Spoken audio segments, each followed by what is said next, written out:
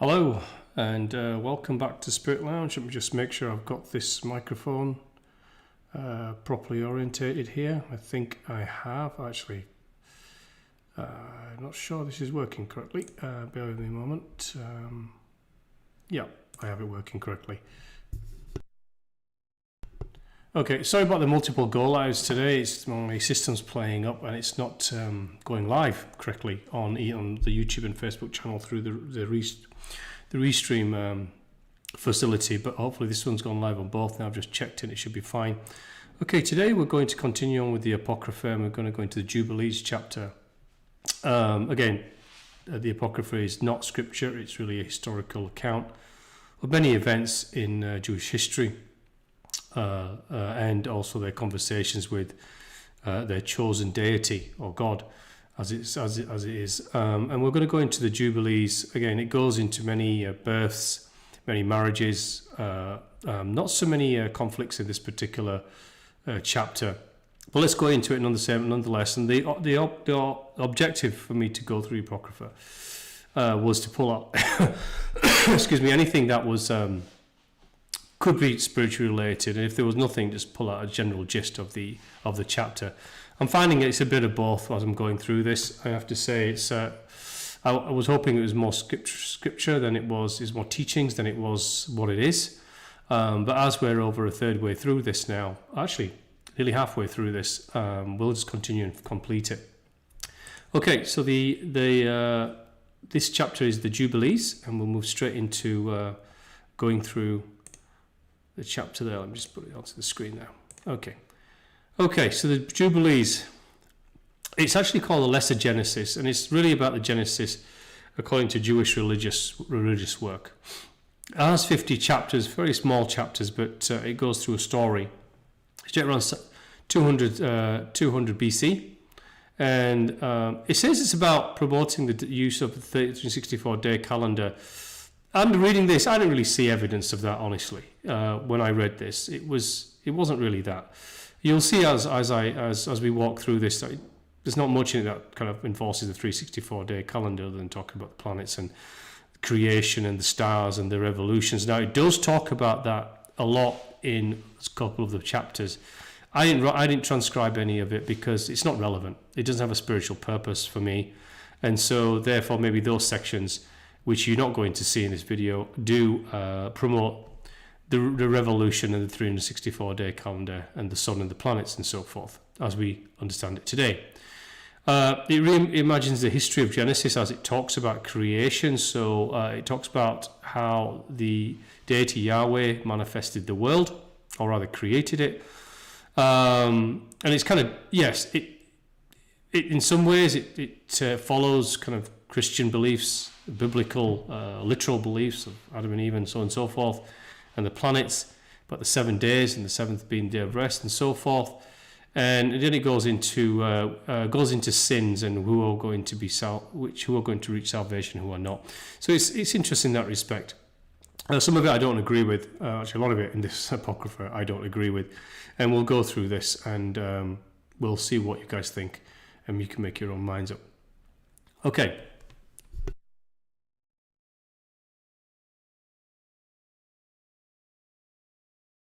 Excuse me, a drink of water there. Okay, it came to pass in the first year of the Exodus of the sons of Israel out of Egypt. God spoke to Moses, come up to the mountain. And Moses went up to top of Mount Sinai. A cloud overshadowed it for 6 days. He called to Moses on the seventh day. The Lord was like a flaming fire on the top of the mountains. Again, I don't know whether this was the understanding of the time, or whether this was actually occurred or not. But I have a great deal of issue, and because the divine source that I understand and that I teach, and I try to interpret here, doesn't present itself to anyone. And the whole Apocrypha seems to suggest it presents itself to this to the Jewish peoples as they're chosen by this God. Now, the divine I know doesn't choose anyone, and it certainly doesn't present itself in a flaming fire on top of a mountain. And you'll see as you walk through this, I have real trouble with this interpretation. because I know it's kind of transcribed differently and the beliefs are differently. We understand it better, and maybe it's the nature of the time, nature of the understanding, and maybe some of these events are written differently, but maybe they're not. So I always say in the book that I've written, if there's any preface to all of this, the Apocrypha and the Old Testament, as I'm pretty sure it's going to be pretty much the same as this, as the Apocrypha in the way it narrates the divine. Is there any source or any deity or any God that you choose to worship, or you choose to say it chose you, that requires, that sees itself as a need to show itself as your God, to show itself as your source, as your being, to prove itself and have fear through its vengeance upon you if you do not give its devotion, and also by proving itself by the destruction of other life, which is all divine life, other than those chosen. That isn't any God to me. That isn't any source of any divinity to me, and I don't know what that is. So the Apocrypha is littered with this, and this is why I have great difficulty in it with going through the Apocrypha, because it's an anathema to me. It's 180 degrees opposite to what I understand, perceive, and have my own discourse with, because it's just love. And remember, everything is born from it. So there is no chosenness and there is no wrath. Why should the divine of all things need to prove itself to us? A minute speck of life in the cosmos as you look upon the sky on a clear night, which isn't burdened by the smog of humanity. You see the enormity of just our Milky Way alone, our galaxy alone, sprawled out before you in its magnificence. The playground of experience and opportunity and possibility and probability, that it should, number one, come down to a small section of a very small species of humanity in which our spirit has come to have an experience within, in the enormity of everything that's out there, and then curse everything else, is beyond me. So you guys make your own determination what you may think this is. And there are some passages in here which you might want to read and think about as you try to understand where this may be coming from. Okay, we continue. The Lord was like a flaming fire on the top of a mountain. There's a lot of fire connotations, by the way, as we go through this. God taught earlier, later history. This is the Genesis part of it. Division of all days of the law and of the testimony. He said, incline your heart to every word which I will speak. Write them on a scroll, so that generations may see. For all evil which they have worked, it will come to pass. Things come to them. I am more righteous than all their judgments. This is judgments to others and judgments to what he perceives as God. And in this Apocrypha is the leaving behind of the commandments and teachings of Yahweh here. I have truly been with them. I knows their rebellion. Bring them in the land. So this is they'll bring them in the land to their fathers, to Abraham and to Isaac and to Jacob. This is the land betrothed to them by Yahweh. I will give land flowing with milk and honey. They will turn to strange gods. Again, this is a repetition of what's been stated in all the previous videos we've done. That there was this forecasted that when they devote themselves to the God that presents themselves and chooses them, or they choose it to choose them, that they will go astray and start worshipping idols, and then worship all the more material things of lust and materialism, of greed, and worship idols and golden statues and so forth. In other words, start following what is known as the heathen of the other nations. And it says, turn to strange gods, cannot deliver them. They forget my commands. They walk after other nations, after their shape. Their shape means follow the energy, follow the course, follow the image that they have. So they have the image of these idols, or the image of what they portray as being important, their lust, their greed, their non-holiness, if you like, and not following any covenants or commandments or promises. So this means a shape. This is like following another's image, in other words. Serve their gods, and it becomes an affliction, and many will perish. For they have forsaken my ordinances, and convenient Sabbaths in my holy place. So in other words, they forsake covenants, that's supposed to say Sabbaths in my holy place, which means the temple.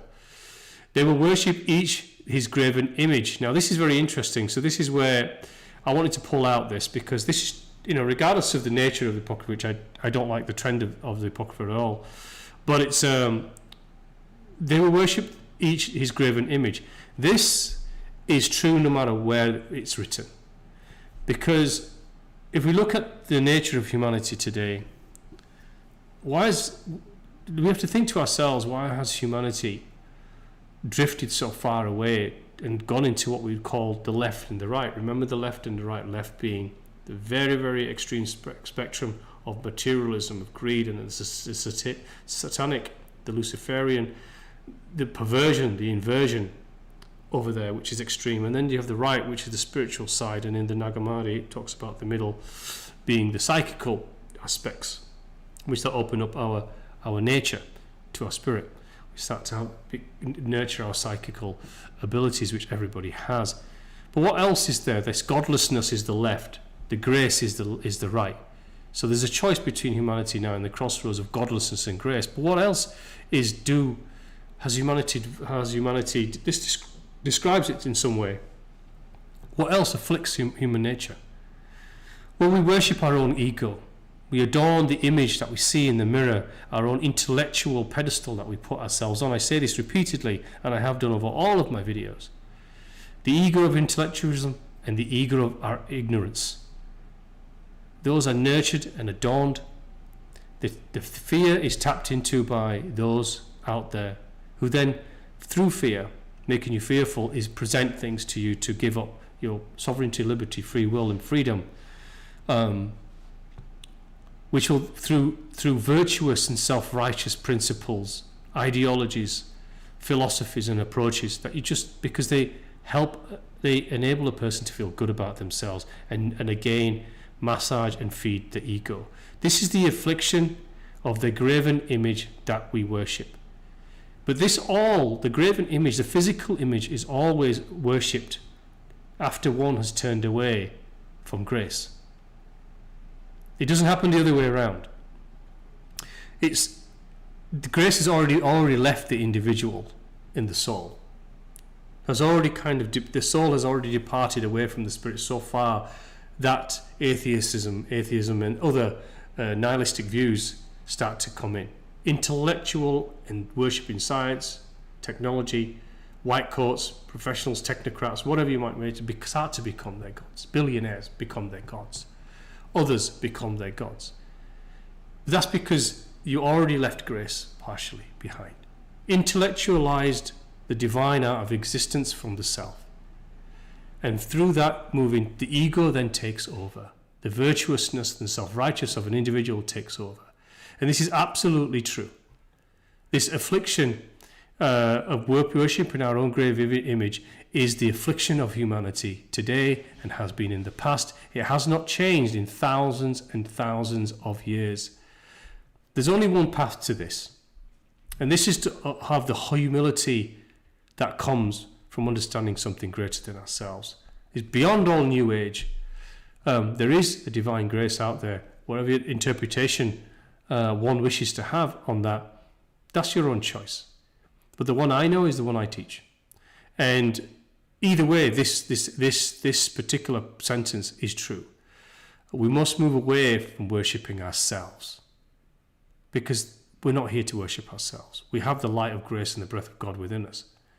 But we're supposed to be becoming that. By becoming that is moving our soul expression into it.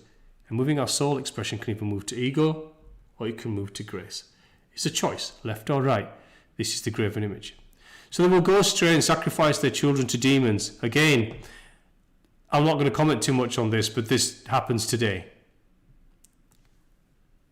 In the very far left of that spectrum of godlessness. And have works of error. I will send witness to them, will slay and they will slay the witness. Now, this doesn't specifically say Jesus or Yeshua or Isha. It doesn't talk about it. It doesn't name Jesus, but we can assume that he's talking about that, but we can also assume it could be something else. We're not sure, but I would suggest it does. It doesn't have mention of Jesus much in the Apocrypha I've read so far, only once, actually, in one of the past chapters that we've already gone through. I will deliver them, but that was in a collection of others that were building the temple. Which is strange because back then it was saying they were building the temple, but it was written BC, which is a confusion to me as well, because if it was BC, then Jesus couldn't be there. I will deliver them to the hands of nations. So again, this is talking about the wrath of their God, saying, well, if you don't worship me and you go away from me, then I will punish you. This is not a divine that I recognize. So this is where the 400 years of enslavement, wandering, happens. And scatter them. After that, they will return to me. And we've read about that already in other chapters. I will gather them when they seek me with all their heart. So in other words, when they start praying back to Yahweh again. I will disclose peace and righteousness. I will remove them. They will build my sanctuary, which is with the temple on the mountain. I will dwell with them, their God, and I will not forsake them. Okay. Let your mercy, O Lord, be lifted up on your people. And do not let Belial rule over them. This is the demon. This is the lower energy.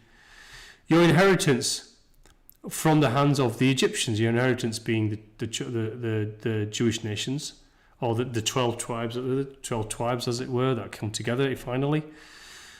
Lord said to Moses, I know their contrariness and their thoughts. They will not be obedient until they confess their own sin. In this way, their own sin is not their... It's not the sins of lust. It's not their sins necessarily of materialism. It's not their sins of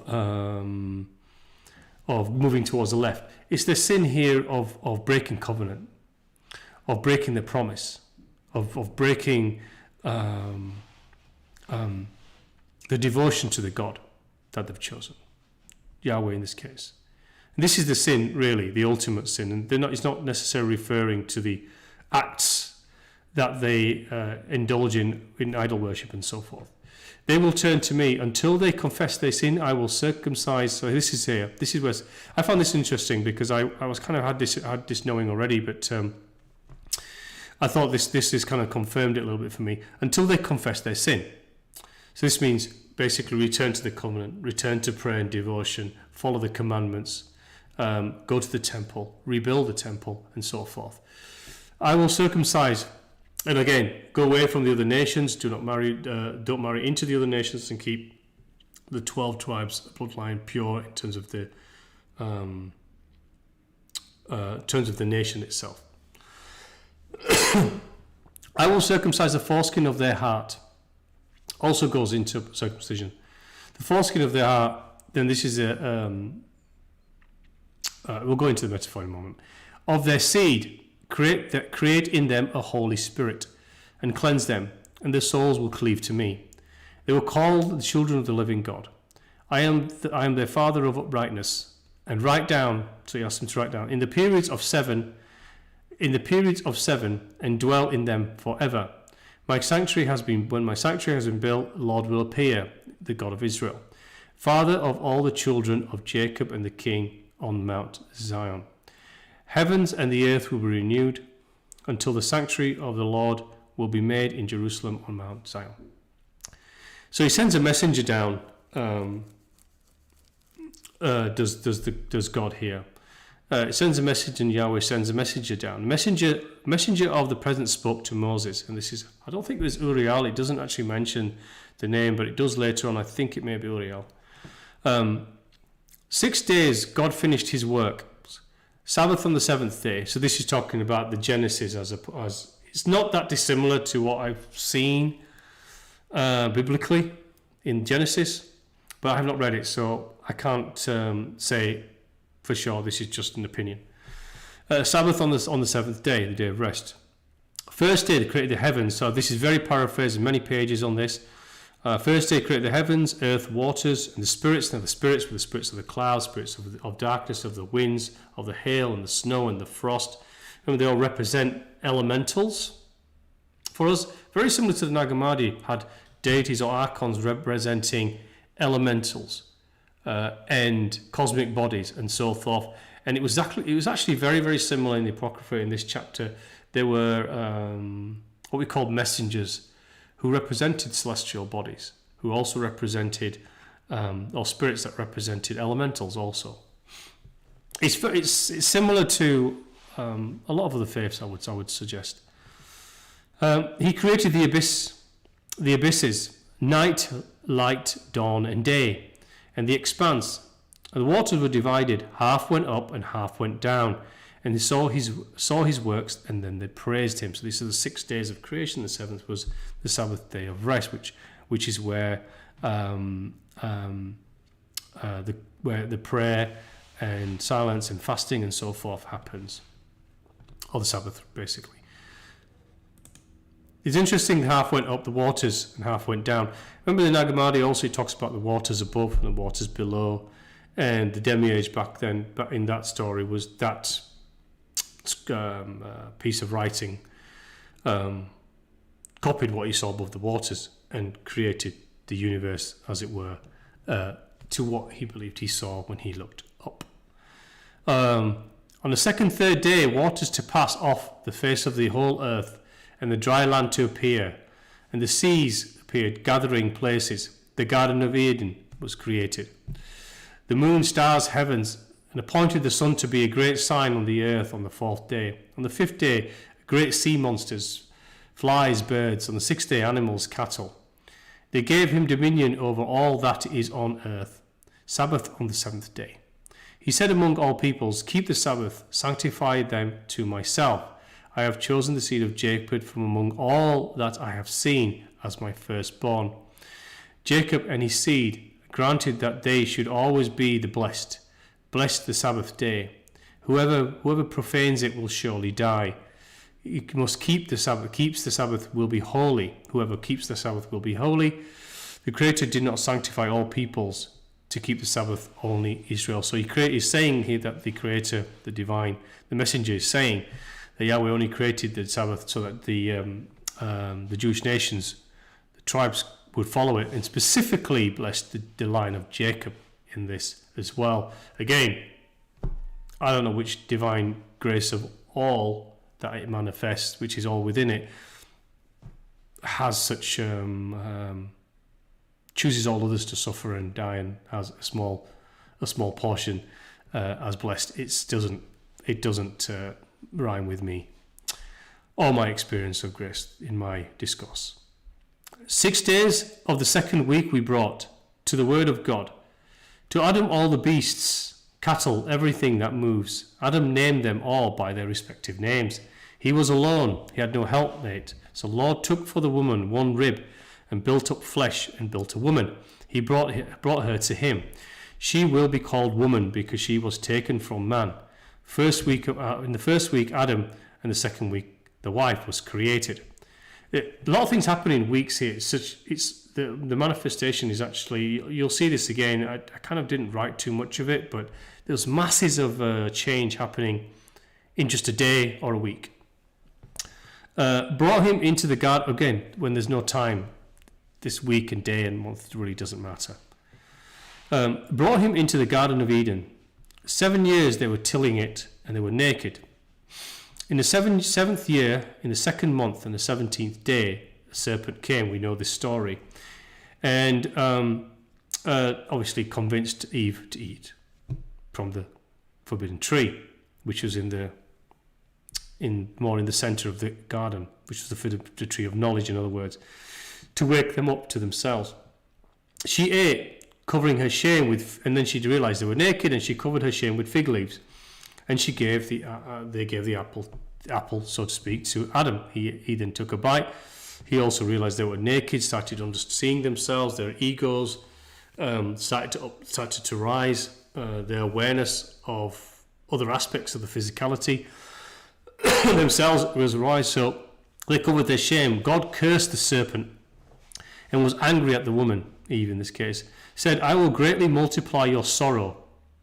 Adam, you will eat bread in the sweat of your face. In other words, they will now toil as when they ejected from the garden. They will have a toil-filled life. Sent them out of the garden and sent out all the flesh. In other words, they sent out all the animals out of the garden into this place of beauty, and then sent it all out into the rest, out of the garden into the world, I would suggest.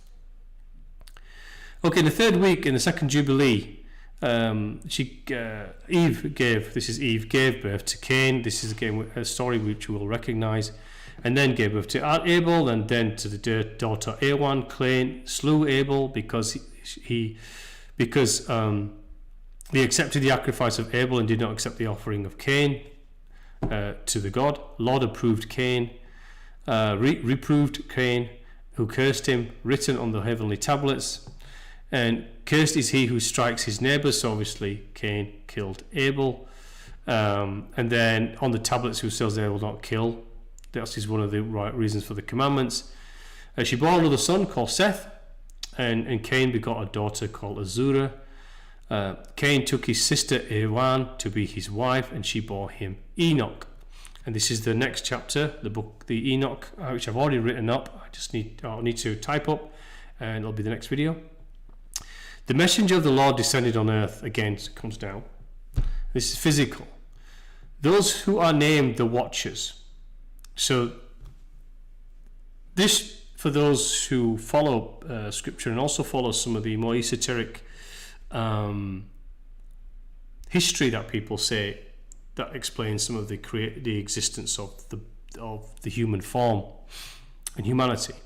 The watchers are other physical beings, okay, that come down. So watchers were placed on earth to guide humanity. In other words, now, this is repeated in other philosophies out there too. Messengers of the Lord descended on the earth. Those who are named the watchers. Instruct the children of men. What was and what will be, he saw in a vision of his sleep, will happen to the children of men until the day of judgment. He testifies to the watcher who had sinned with the daughters of men. Enoch testifies, and it continues with the story of wives and sons through the Enoch line. Lamech took a wife. She bore him a son. His name was Noah. Adam died, buried him in the land of his creation.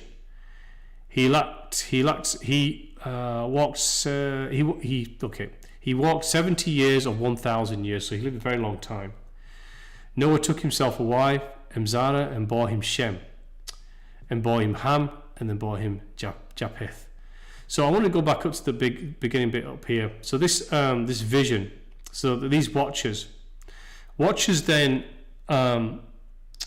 committed what we'd call sin, because they basically fornicated with the children of men. In other words, the women took wives, fornicated, and created offspring. This I'll go on into further in the chapter, but in the Enoch video, you'll see here more of this and what came from there. And I won't do a spoiler for that. And this is where Enoch actually goes to the messenger in his vision, and then imparts upon what over time he was seeing these watchers, who then bred with the children of men, and what they created, and what perversion they were bringing on earth, and what they were doing in terms of imparting magical practices on the earth. Okay, the children of men began to multiply. This is the line of Adam, I expect. Messengers of God saw. They were beautiful to look on. These were the messengers. These were the watchers. So they took wives. They bore sons, and they were giants. So we've also heard this in scripture as well, where these giants roamed the earth. And they were lawless. Lawlessness increased, and flesh corrupted of man and the giants. And then it was also corrupted in the man, cattle, beasts, and birds. In fact, what was happening, the cascading energy. And I've heard this before, by the way, in more esoteric thought from people that I've spoken to, that everything was initially just of imbalance and of grace, and then this cascading of duality, this corruption fled across all that lived, animate or inanimate, and then therefore this duality of killing was occurring way before all of this, I would suggest. But this is where this duality came in. This very brutal left and right spectrum started to emerge. Everything that walks on earth alike, so everything cascaded, this corruption cascaded across all things. Thoughts of all men was evil continually, and God looked, it was corrupted. So God looked on, and it said it was corrupted, that he would destroy man and all flesh. Again, this is something that I don't espouse to. The flood, it definitely occurred, but what caused it, I would leave out to those to contemplate and think about.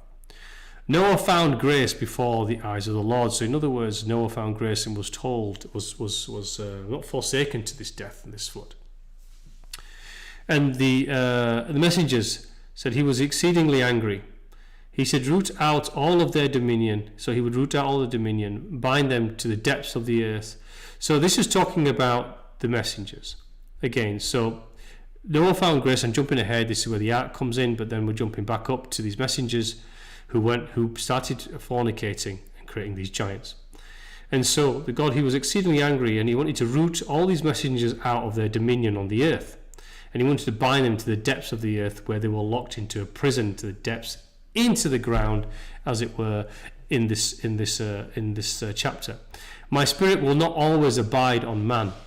Days will be 120 years. So it's giving them a kind of lifespan here to the children of men. Each would slay their neighbour, not left one of them whom he did not judge according to their wickedness. He made all his works anew, create these heavenly tablets. Judgment is written down. The sons of Israel, he will forgive all their transgressions. No man's person was accepted, save that of Noah alone. He has not departed from anything that was ordained to him. So Noah's kind of stayed righteous in the eyes of the God. And he commanded Noah to make himself an ark. It does kind of contradict in Enoch, because it kind of says that the messengers, the watchers, the messengers made the ark, and the messengers closed the ark from the outside. In this chapter and previous chapters, it says Noah made the ark, and that they closed the doors of the ark themselves. So I'm not sure which one it is. All that we brought to him into the ark, in other words, all the flesh, all the animals, everything that lived, two of each, maybe, as it says. He doesn't actually say two of each in this chapter, though. Lord closed it from the outside. The Lord opened 7 floodgates of the heavens, 40 nights and 40 days above all, and then the waters went above all the mountains, and the ark rested on top of one particular one called Mount Lubar. The floodgates were restrained, and the mouths of the abyss of the earth were opened. So he opened the mouths of the abyss from the below, and the water started to disappear and to kind of drain away. And they opened the ark and sent out the beasts and birds and everything, every moving thing. Okay, he went out of the ark, built an altar on that mountain, Mount Lubar, and made an atonement to the earth. And an atonement means a sacrifice. He took a kid, which is a goat, by its blood and burnt sacrifice, and made a covenant. The Lord made a covenant that there should be no flood to destroy earth anymore. So, further on in the Enoch as well, there was a sense of guilt on this God that, I just destroyed almost all life on earth. Obviously, there's still some children of men there. There must have been, because it continued. So there's a regret there. You, Noah, increase and multiply on the earth, and flesh. And it says, with flesh, but do not eat any flesh with blood in it. This is where, where the Muslims have bloodless meat, which is halal. And then we've got kosher, which is in the Jewish, where they drain the blood out of all meat. They don't eat any meat until all the blood is gone. It's saying here, of all flesh is in the blood. You will not eat. I will have man's blood. Life, whoever sheds blood, man's blood, his blood shall be shed. But it's talking about sons of Israel will eat no blood, because what it's saying, the reason for that, is that the life force within an animal is in its blood, but not in its meat. So it says here, and so it's kosher and halal, which is the Islamic side of things. Noah planted vines on the mountain on which the ark had rested, Mount Lubar. He made a burnt sacrifice to the Lord, and it continues with the story of Noah's sons and the cities that built. So Noah had many sons. They also married their own sisters, I would have thought, because it was their own keeping the bloodline in, and they had other sons and so forth. They expanded out. And they built cities, created nations. And then obviously the 12 tribes must have come out of that. Everyone sold himself to work iniquity and to shed much blood, and the earth was filled with iniquity. After this they sinned against the beasts and the birds and what moves. Valiant in evil continually, we were left, you and I, my sons. Everything entered with us into the ark. Behold, I see your works before me, that you do not walk in righteousness, path of destruction, and not in harmony. Demons have begun their seductions against you, your children. So it's what he's saying is giving them some history about why the flood happened, and now he's seeing as they built these nations, the nation, the Israeli, the Jewish nation started expanding, be formed. There started to be indications of them going astray. My children, listen, work judgment and righteousness that you may be planted. Lift up before my God, you will go and build cities for yourselves. Okay. Aphoxad, which is another son, took a wife and bore him a son, which is Canaan, and taught him writing. He found a writing former generations had carved on a rock, and he transcribed it. He sinned owing, and it contained the teachings of the watchers being those that came down, remember. Now, many people say there were serpents that came down, or the form of serpents. Hence, many ancient religions talk of serpents, and they actually have images of serpents on their walls, which they used to observe the omens of the sun, moon, and the stars in all the signs of the heavens. So what he's seeing there is that he saw writings that these watchers had, because they were basically writing down what they understood about the cosmos, the nature of the planets, the forces of astrology, numerology, a universal force and energy, and how it can be manipulated. And this comes out later on. And he sees some of this, and he starts to, as you say, transcribe it.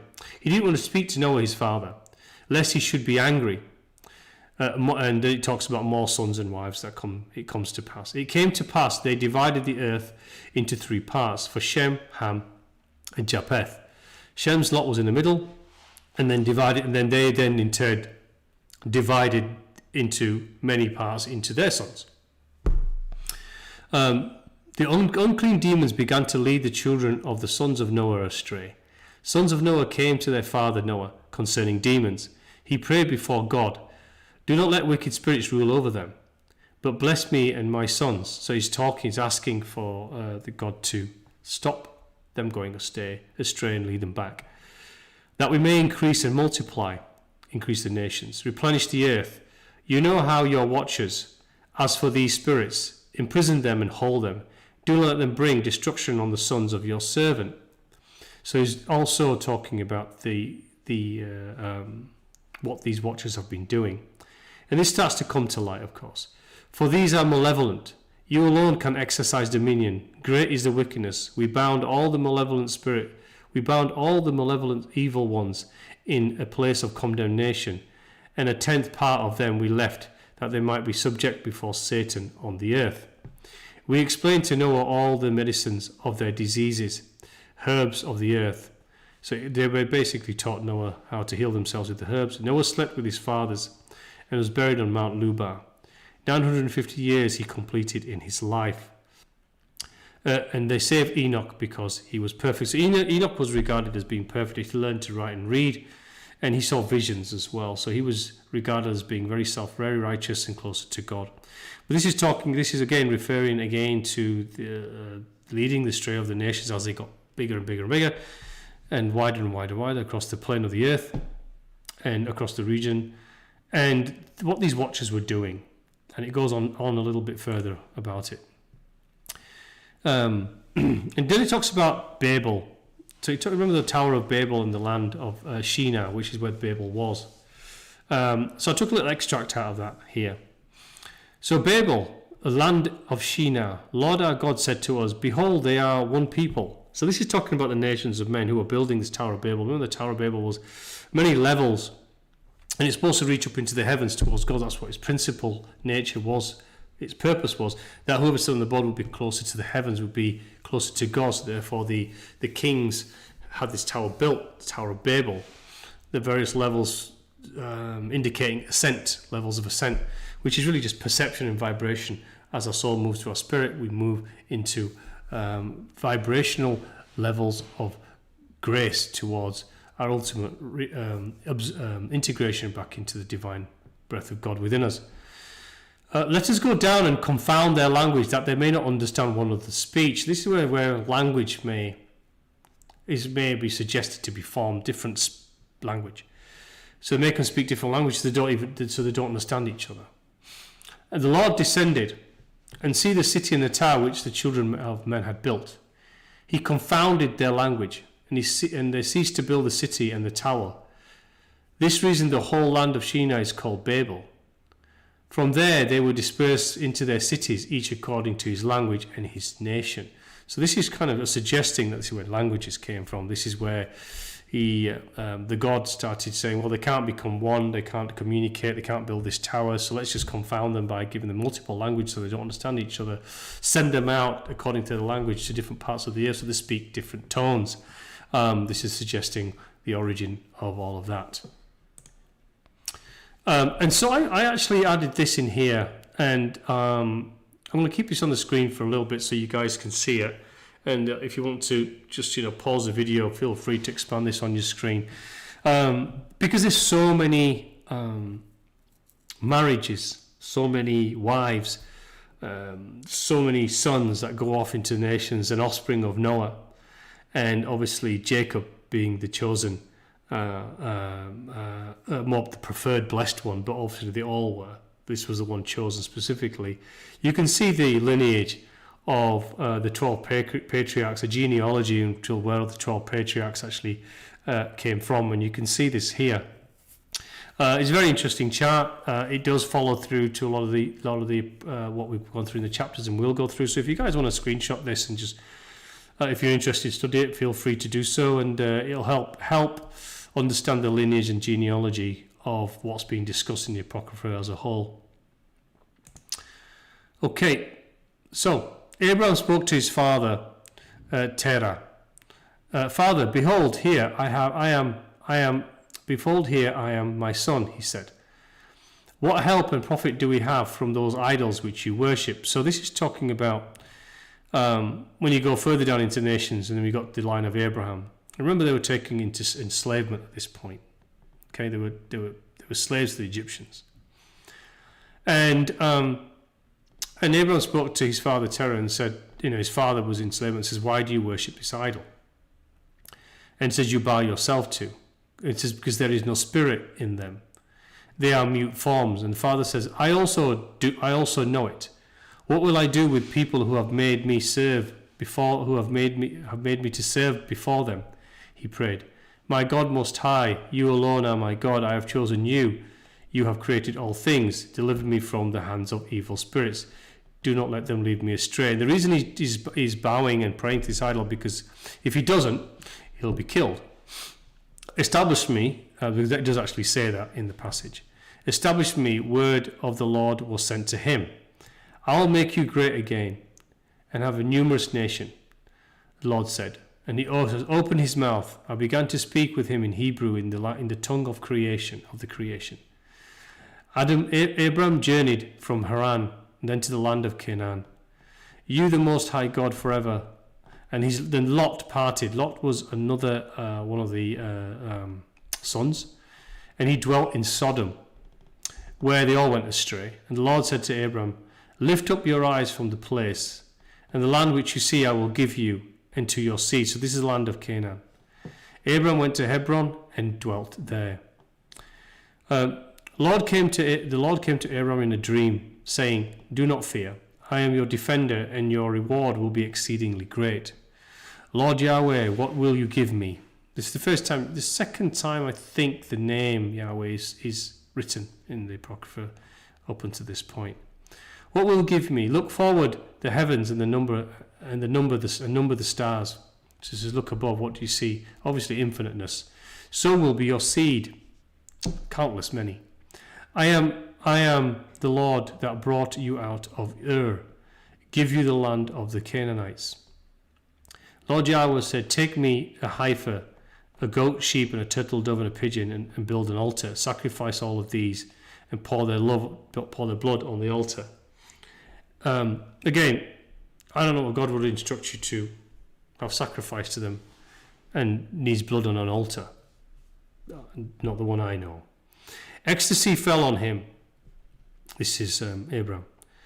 Great darkness also fell on him, and said to Abram, your seed will be a stranger in a land and go into bondage, and come out from there with much substance. Again, they're repeating the story of the nations will be built, and they will go astray, and because they will go astray, they'll be taken into enslavement. I think it's 400 years. But out of that, they will come out into the land, back into the land of the Canaanites, with much more substance, i.e., fortitude in themselves. Substance also meaning the commitment to the covenants and the promise to the God Yahweh, and to become righteous in the eyes of Yahweh, and to practice and to also follow the Sabbath and all the other ceremonies and practices that are needed. And there's many described in Jubilees, actually. There's quite a few which I haven't written here that they need to follow. Re-recognize the God Yahweh, in other words. Okay. So the Lord appeared to Adam. I am God Almighty. Approve yourself before me and be perfect. And he made a covenant between me and you. There's a covenant made between me and you. And you will be a father of many nations. Your name will be called Abraham anymore. Abram. It'll be called Abraham. I will make you very great. So this is where the name moves from Abram to Abraham. For a perpetual covenant. I may be a God to you, to your seed. Keep my covenant. And this is where circumcision comes in. Circumcision is a symbolic act to show physically that individual has made and has committed to the covenant made between Abram and the God Yahweh. And to do this, what they do, they circumcise. They use they circumcise every male among you. Circumcise your foreskin, and it will be a token of a perpetual covenant between me and you. Circumcise the child on the 8th day. Whom you have bought with money will also be circumcised. So obviously slaves that they had themselves will also be circumcised. Covenant in your flesh. Not circumcised. Anyone not circumcised on the 8th day, that soul will be cut off from his people. In other words, they won't be regarded as part of the nations. Sarai, but Sarah will be her name, so his name is renamed his wife. I will bless her, and will give you a son by her. I will bless him. He will become a nation. His name will be Isaac. Ishmael will follow. I will bless him. Multiply him exceedingly. Abram took his son Ishmael, circumcised the flesh of their foreskin. The law is for all generations forever. Born, not circumcised the 8th day, do not belong to the covenant. To the children of destruction, they belong to the children of destruction. And basically anyone who's not circumcised is regardless of the children of destruction. He is destined to be destroyed and slain from the earth. Of course, this statement that you see here is not true, because they're all still here. The nations of all humans have have multiplied and lived prosperously on the earth. He chose Israel to be his people and their ruler. He chose Israel to be his people, so God Yahweh chose Israelis or Jewish, the Jewish nation to be his people and their ruler, and they obviously in turn then choose the God Yahweh. I announce to you, sons of Israel, will keep true to this ordinance, not circumcise their sons will become the sons of Belial, which is the devil or the Satan. There will be great wrath, and then no longer pardon or will be given forgiveness. Okay, there you go. Sorry, it's taking a little while to move forward. Abram moved from Hebron and departed, and dwelt between Kadesh. In the middle of the 5th month he moved from there. In the 6th month the Lord visited Sarah. Now this is where it talks about that the God Yahweh impregnated Sarah, because it says here, and this is where the first son came into being, Isaac, and did to her as he had spoken. Remember, he said that he will visit and give Sarah a son. This is what it's saying. And she conceived, she bore a son in the 3rd month, and Isaac was born. So this is where I think it's others I've seen talk to Abraham, allowed the God to impregnate his wife, and he circumcised his son. He, Abraham, should not die until he beget 6 more sons. So Abraham lived a very long time. He had to have 6 more sons. Although in the family lineage, the genealogy that I just showed you doesn't have 6 sons. It had less, so I'm not sure if all of that came to pass. But that in Isaac should his name and his seed be called. But in Isaac should his name and seed be called, and that all the seed of his sons should be nations. One should become holy. He should become the portion of the Most High.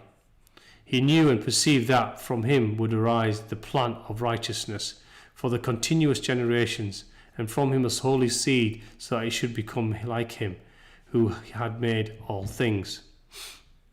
God said, Abraham, take your beloved son Isaac, go to the high country. Again, listen to this passage as well, because it's important to understand what's being asked of Abraham to continually show the fear of God Yahweh here. He's asking him to go to the high country and offer him on one of the mountains. In other words, sacrifice him, which I will point to you. Isaac said to his father. He built an altar. He bound his son Isaac on the altar and placed him on the wood, and stretched out his hand to take a knife to slay his son Isaac. The Lord said and commanded him not to lay a hand on the youth. I have shown he fears the Lord. In other words, so he's tested Abraham for his fear of the Lord, and also Isaac in this case. You have done this thing and not withheld your sons. In other words, he followed through with the commandment. So showing that he was fearful, and that Yahweh was his God, and that he'd chosen it. He wasn't going to go away from the covenant. Now again, I don't know what God does that. From me, that in blessing, I will bless you. I will multiply your seed as the stars in heaven. Okay. He took a wife for his son Isaac, and her name was Rebekah. She's in the genealogy there. Abraham too took himself a 3rd wife. So obviously his wives were getting older too, and so took more wives because he had to have these sons who were then going to build the nations.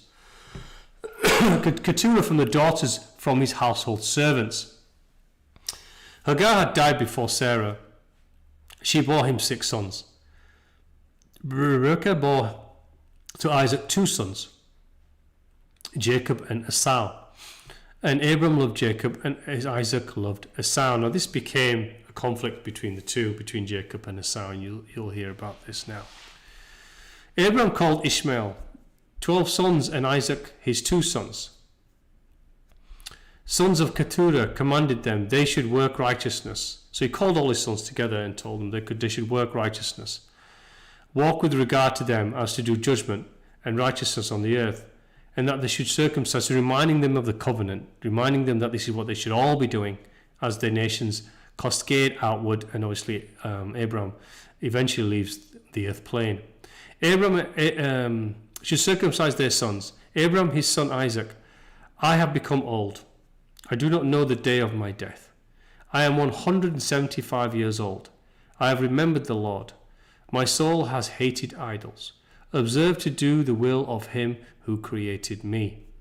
My sons, observe his commands, his ordinances, judgments. Do not walk after abominations. Be upright in all your deeds. Clean your body and wash yourself with water, hand and feet, before you draw near the altar, which is a sign of any respect for any altar, and we should also make sure we do that if possible. Do not eat any blood. Most High God is the defense of the good. I see, my son, that all the works of the children of men are in sin and wickedness, lest you should tread in their paths, transgression, and turn away and do his will, and bless your seed and generations forever. Okay, and Abram said, I am 175 years, full of days. God, your peace be on your servant, seed of his sons. And he called Jacob. God of all bless you, particularly Jacob. Remember the preferences there. Become the people of his inheritance. Separate yourself from the nations. Do not eat with them. They have no heart to understand, and no eyes to see. They worship idols. Descend into Sheol, and they will descend into Sheol, which is the house of death. And the children of Sodom, which you remember where Lot went. Jacob was lying in his bosom, and did not know that Abram had died. His mother Rebekah went to Isaac in the night and buried him in the double cave near his wife Sarah. The days of the forefathers were many, even to 1,000 years. And they were good in that generation, and the sons will convict their fathers. So what is they saying is that in future generations, the fathers being Abraham, being Noah, and the offspring thereof, they would convict them. What does that mean? That just means they would forsake the covenant that they were taught to follow. Wickedness which they perpetrate, forsaking the covenant, for all they have done, evil, forgotten command, and not return until much blood has been shed. A great punishment will befall the deeds of his generation from the Lord. Give them over to the sword, and become more wicked. Then all the children of men, the children will begin to study the laws and seek the commands. So in other words, they'll come full circle after they've gone astray and been punished. They'll come full circle, brought back to the land of the Canaanites, given that land, and they will start to study again the worship of the covenants of the Lord Yahweh. After the death of Abraham, the Lord blessed his son Isaac. Isaac departed to Egypt, to the king of the Philistines. The Lord appeared and says, do not go into Egypt. Sojourn in the land that I've given you. My oath I swore to your father Abraham. And Isaac waxed, so he still went. He waxed strong among the Philistines. And he did very, very well. And they envied him, and they asked him to go away. You are much mightier than us. The Lord appeared to him. I am the God of your father. I am with you. So he's reassuring him. Okay, Israel throughout all this is a passage. I didn't write every single thing as it flowed through, because it went into lots of detail, into areas which I just thought were just not relevant to me, not relevant to this channel, and had no spiritual meaning or content. And they were also about how the nation spread, how the wives and sons came about, and more children, more cities, and so forth. If you're interested in the history as transcribed in the Apocrypha, you should. I encourage you to read the Apocrypha yourselves in more detail. Israel through all the days of the generations of the earth. For Israel is holy to the Lord, and every man who has defiled it will surely die. The man who has defiled his daughter will be rooted out in the midst of all Israel, because he has given of his seed to Moloch. And well, Moloch is a darker entity, if you like, which many still worship today. Right? Moses commanded the sons of Israel not to give their daughters of the nations for their sons, for for this is abominable before the Lord. We will not give our daughters to the man who is uncircumcised. The seed of Levi was chosen for the priesthood, and to be Levites, that they may minister before the Lord as we continually, and that Levi and his sons may be blessed forever. So in other words, there's a priestly class, and they were the Levites. They will be great. They will get peace for all your seed of the sons of the beloved, and he that blesses you will be blessed, and all that hate you and afflict you and curse you will be rooted out and destroyed from the earth and accursed. The Lord appeared to him by night. Your name will not be Jacob, but Israel will be your name. I am the Lord who created the heavens and the earth, and I will increase you and multiply you exceedingly. And kings will come out from you, and they will judge everywhere, wherever the foot of the sons of men has trodden. And I will give to see all the earth which is under heaven, and they will judge all the nations according to their desires. And after that, they will get possession of the whole earth and inherit it forever. He finished speaking, and he went up from him. Jacob looked until he ascended into the heaven. So this is talking about Yahweh coming down, okay, and then partaking of this information, then rising up until it disappears into the clouds. I'll leave that with you to think about. Okay, that is the end of what I've done for the Jubilees. There is much more, again, if you wish to understand it further in terms of the cities, the passages, the wives, the children, and some of them are the Genesis and the planets and the 364-day year calendar. You can read that. Enoch's coming up next. It talks more off there. Remember, Enoch was the one who had all the visions, was taught to learn and read and write, was regarded as more blessed because of the visions and the prophecy that he was imparting. So that's coming up next. Again, regardless of where we are, remember that the second coming is your own soul's movement into your divine breath. This is where you are becoming the divine Godhead yourself. We are not the divine Godhead. We are expressions of. We are God's in our own bubble in terms of we manifest our own nature, we manifest our own experience, and we are governors and gods of our own bubble and our own world and our experience, our incarnative cycle and our universal existence. But the all is the all. This is the divine grace of the all, the breath of God that exists within us. And that is the second coming is actually you expressing out the divine breath externally into life and internally within. It's from within to without. It's moving the soul into it, as I've said many times. It's transformative. It doesn't happen as you dip your soul in and out of ideological thinking. It doesn't happen just praying just because you want something. It doesn't happen as just a temporal practice that you just decide to do here and there. When things get difficult, it's transformative. It has to become a life purpose, something that you must do internally. Prayer is a conversation with God. Silence is a mediation with that messaging and knowing within. And these are the things we must all do, and this becomes transformative, integrated into your life. Watching videos like this as an academic purpose, or just nature of interest, and then going away and not forming any practice transformative within yourself, it really has little purpose and little value in the end. Okay, I want to say thank you again for all of you guys for listening to this. I do appreciate it because time is precious to everyone, and I do appreciate you guys listening to this large long video. They all are quite long, but we'll get through this, and I'm actually looking forward to doing the New Testament actually in the future. So again, thank you for listening. God bless to you all for giving me your time, and thank you.